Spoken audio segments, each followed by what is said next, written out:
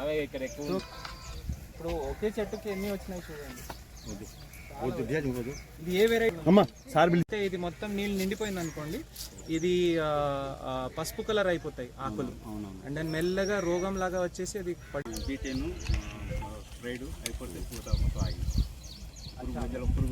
మేము ఇచ్చిన టార్గెట్లు పనులు అది చేస్తూ ఉంటాం.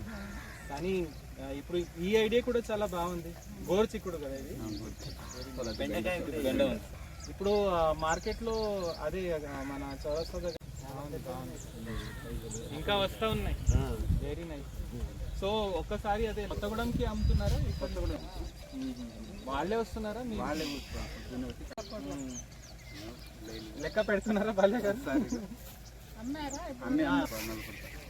Very nice, very nice.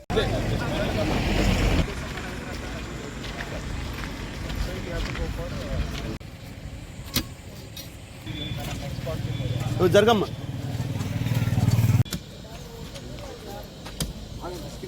ఇంకా గడ్డపార బొచ్చలు వస్తున్నాయి. సో దాంతో ఏమవుతుందంటే మీరు మీ సమయానికి విలువ పెట్టారు.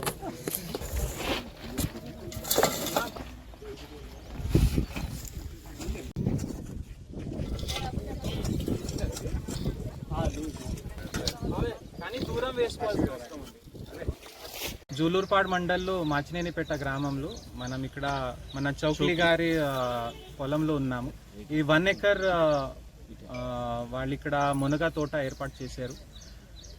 ఇప్పుడు ఫలితాలు మనం ఇక్కడ చూస్తున్నాము. దీంట్లో మొత్తం కృషి రైతులది ఉంది. మన చౌక్లీ గారికి, బాల్య గారికి చాలా చాలా శుభాకాంక్షలు.